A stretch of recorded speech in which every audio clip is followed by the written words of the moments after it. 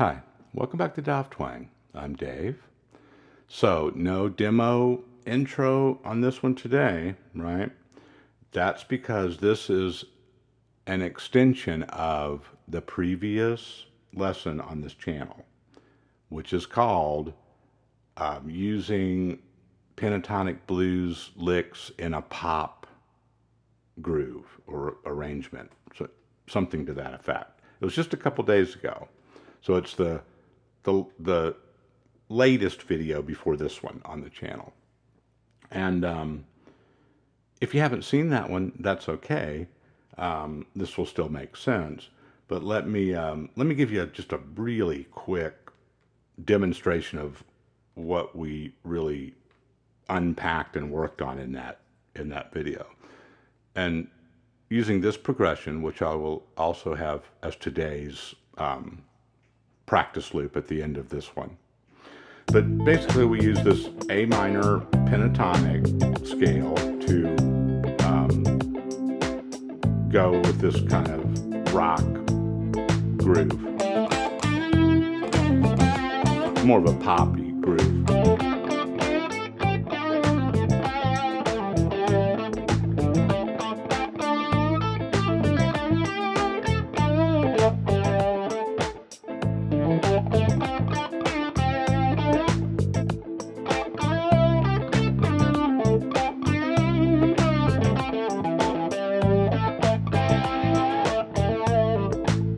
Okay. So if you like the sound of that, or the kind of that kind of style, then you definitely want to check that one out because we really get into that.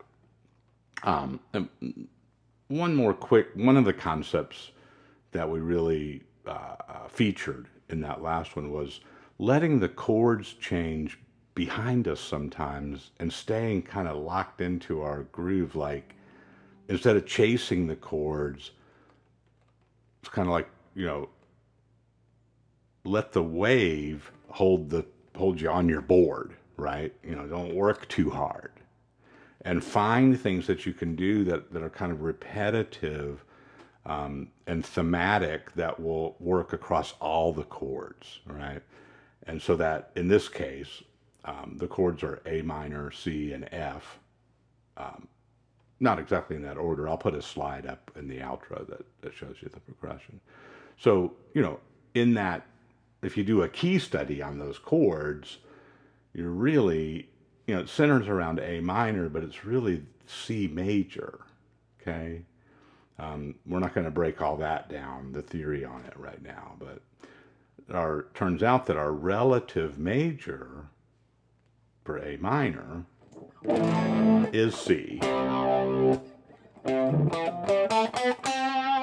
Okay, so if we played the notes that are in that C scale but started on A instead, we'd have a natural minor scale. You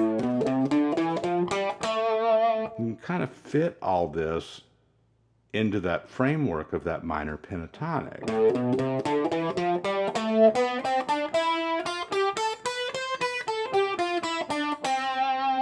Okay, so if I take C major, now I know we're, not talking a lot about these definitions right now, but every major key has a relative minor, okay, and it's 3 doors down, so, and then back up if you're going from the minor to the major. All right, so C major, the do, re, mi scale in C is our relative major for this A minor and minor pentatonic stuff. I don't want to confuse you. Now, that's the theory, right? But we got to test that with our ears. If it doesn't sound good, it doesn't really matter to me how theoretically cool it is, right? As we got to be able to use it. So let's see. And here's what we're testing right now is if I mix those C major notes in there, that scale, right? Does that work? Does that add something that we want? So here's our pentatonic.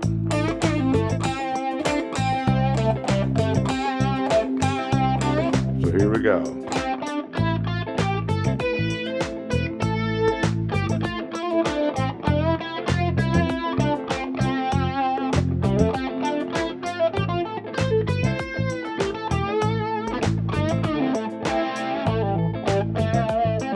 All right. I can't help going back to that blues, that pentatonic or whatever. I have to, always end with that. So I don't know. What do you think? I thought that, harmonically and melodically, I thought that worked really well. And that's because, like I said, these chords really are pretty simply identified as the key of C major. Take what you need with that and leave the rest for right now. Don't get hung up on all that if some of that doesn't mean that much to you. Here's what the takeaway is. We know that minor pentatonic stuff's going to work with this backing track, and we know the C major scale is. And we know that you could start, if you took the notes in that C major scale and spelled them out, or like looked at them on the white keys on a piano, it's not just that one section, that one octave. It keeps going down and up, right? It's octave after octave. And sometimes it's harder to visualize or to, not to visualize, I guess, to navigate our guitar neck in that same way. But we need to look at it that way. Everything doesn't just stop and start with what root note we start on. So, right? So if it go...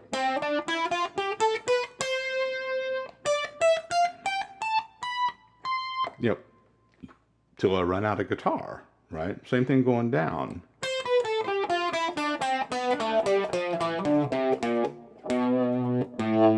Man, okay. Ear training. Yeah, I hit that foul note right away. You're going to be one step up or down, one fret usually, from the note that you want, right? When you're doing that. So this is another good opportunity to really work on training your ear, and don't be afraid to play the wrong notes. We really need to, because that's how your body corrects it, and that's how you really learn it.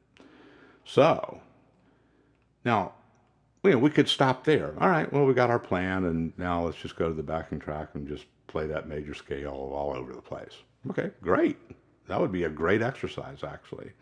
Let me give you a couple more ideas and things to work with while you're doing that. And one of them goes along with what I was just talking about making it a continuum instead of just an octave here and an octave there. Get into this one finger thing that we did in a couple of videos recently that people have really told me they've gotten a lot out of this as an exercise. We don't always want to play like this, but if I go...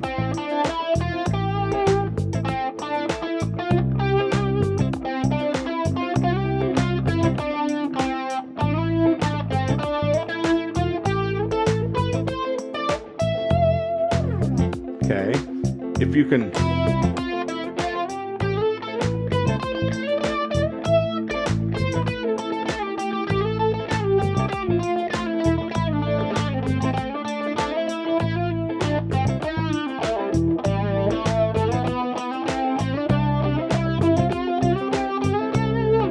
Well, I got pretty lucky there. I don't I don't practice a lot of scales, so I thought for sure I'd hit one wrong one in there. But if you do, your ear's going to know it. So, I'm not really thinking like, oh, I have this one memorized and I have that string memorized. I don't.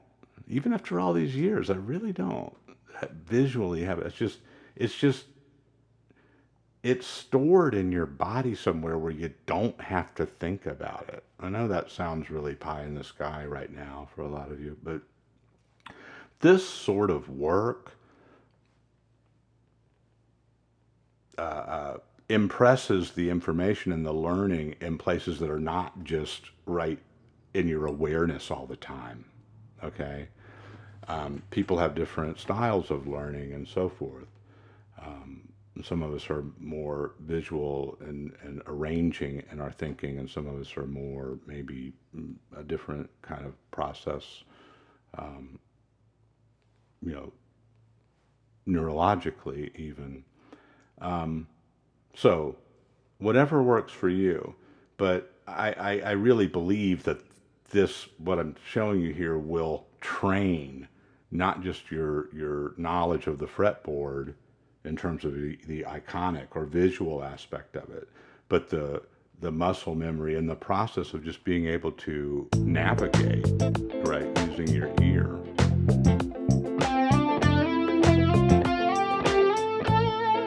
Also sounds cool sometimes, you know.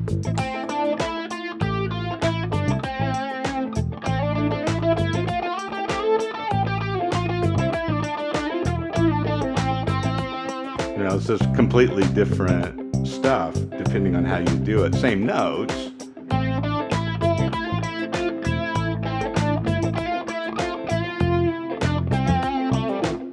So, right? So a lot of the nuances and things that sound cool that you hear in guitar playing the notes aren't that complicated. The composition of the notes, it's the physicality of it. And being able to mix up different things.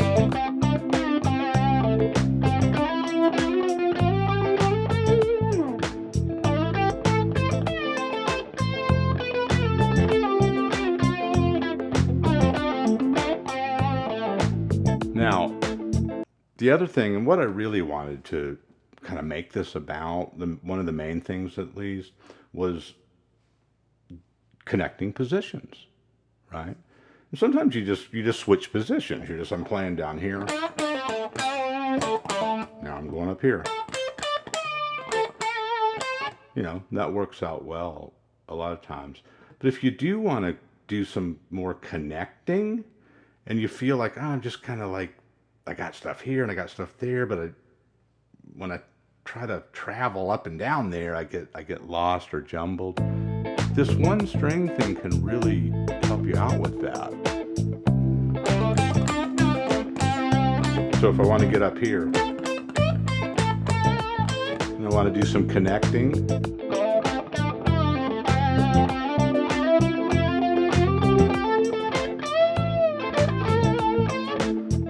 see?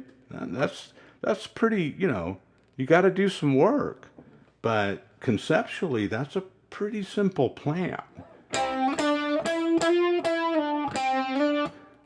The important thing about this is don't get hung up on, am I starting on C? Am I starting on the... You start on any of these notes and start moving around, they're all gonna... You can't play a bad note. And if you do, you know, it's just, you just adjust it on the way, right? You're training your ear and your body and your muscle memory and everything all at once when you do this. So, one more little piece and then we'll get you a routine and get you to the practice loop. Sometimes, once you get this one string thing, that you can do it on any of the strings.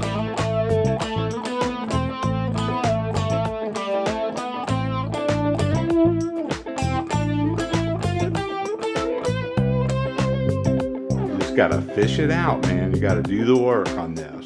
You can't write it down. I can't show it to you. I can show you how to do it, but not what it's going to look like when you do it, right? Skip some of the notes once you get comfortable with it. So if I go in...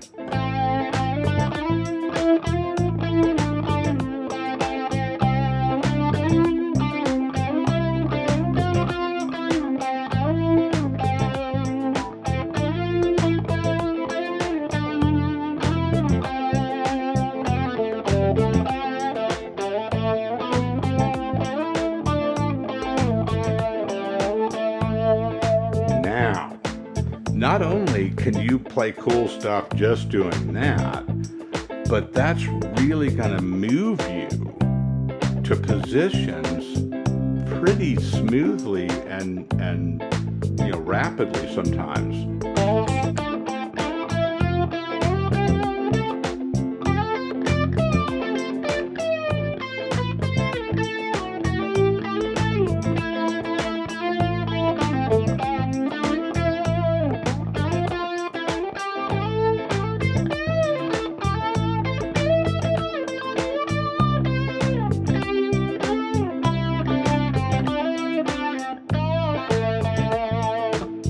Okay?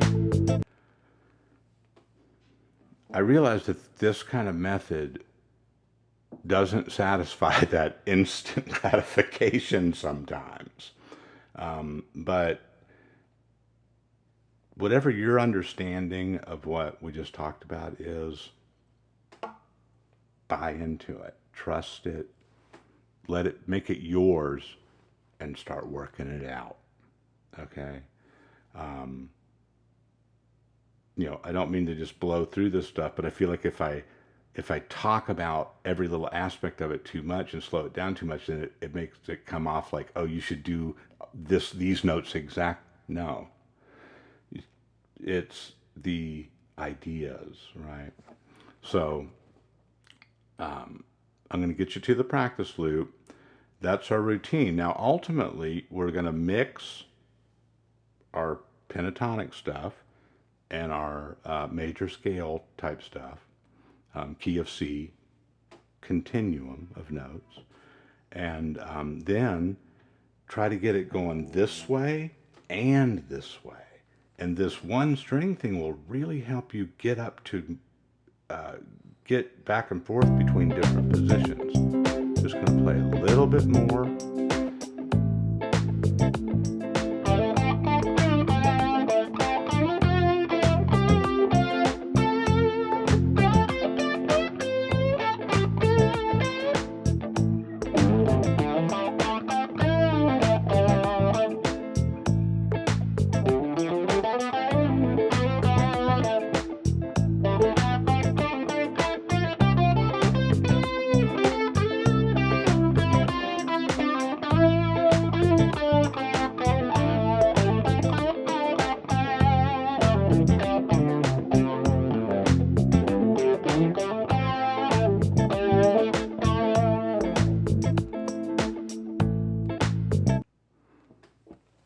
Thank you.